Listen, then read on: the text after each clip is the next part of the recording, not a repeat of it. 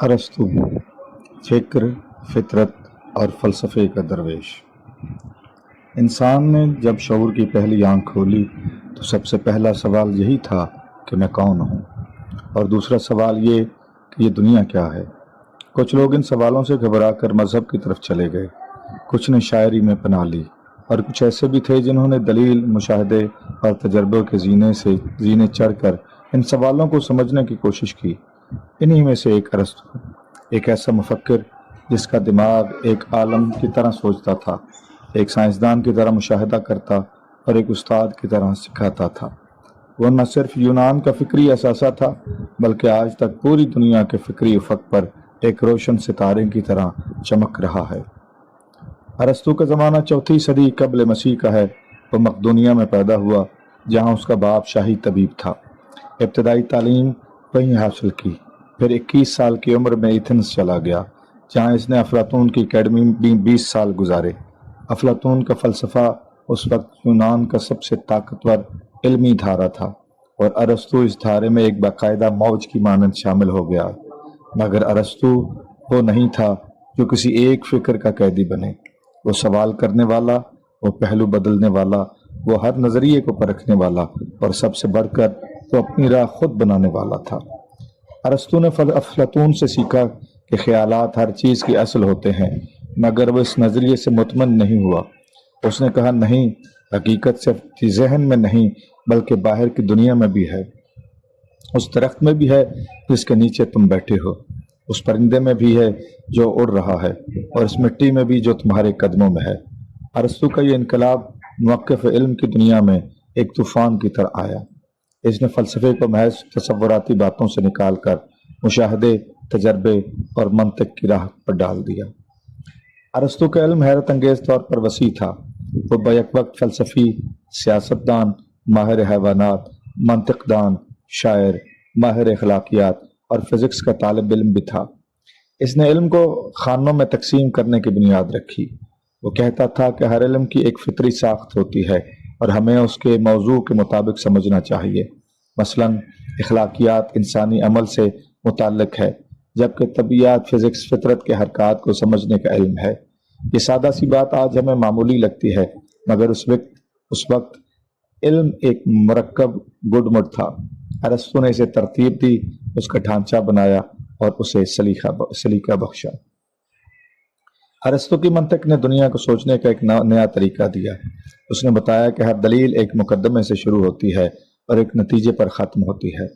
تمام انسان فانی ہیں، سقراط انسان ہے، لہذا سقراط فانی ہے۔ یہ سادہ سی مثال اس اصول کو ظاہر کرتی ہے جس نے مغربی دنیا کی ساری علمی روایت کو صدیوں تک سنوارا۔ منطق کو وہ علم کی ماں کہتا تھا اور عقل کو انسان کا سب سے بڑا ہتھیار۔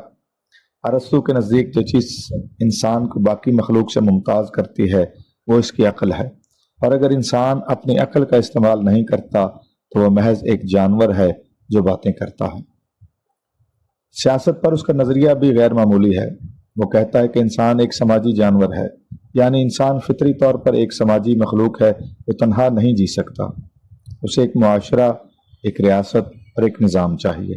مگر ارسطو کا جادو یہ تھا کہ وہ سیاست کو طاقت کی جنگ نہیں سمجھتا تھا بلکہ اخلاقی بہتری کی راہ۔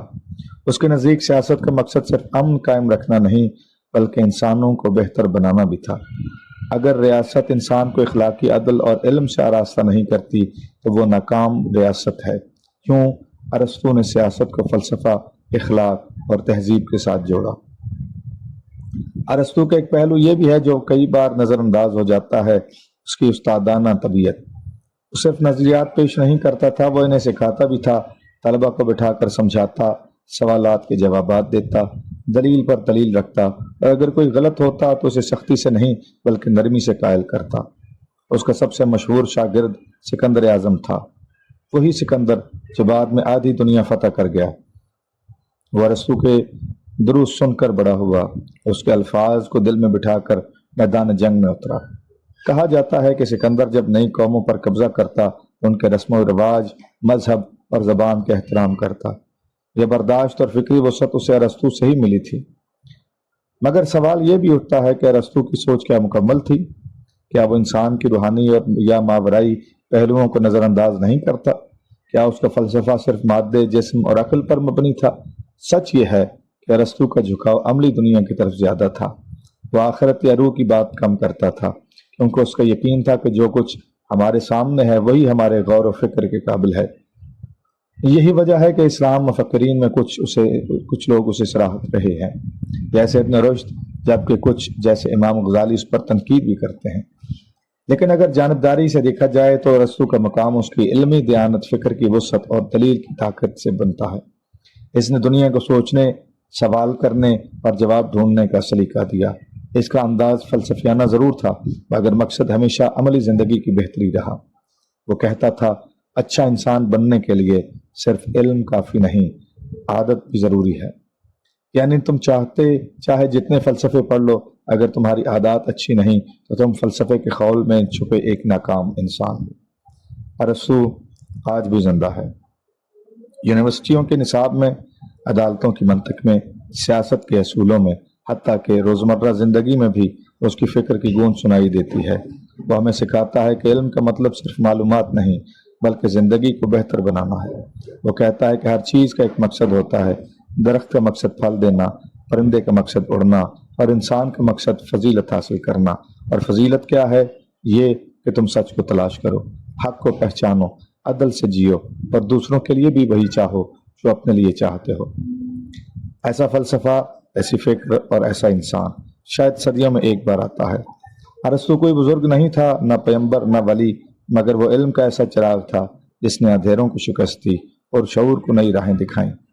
وہ آج بھی ہمارے ساتھ ہے، جب ہم دلیل دیتے ہیں، جب ہم سوال کرتے ہیں، اور جب ہم انسان کو ایک سادہ مگر عظیم مخلوق سمجھ کر اس کے بہتر مستقبل کے لیے سوچتے ہیں۔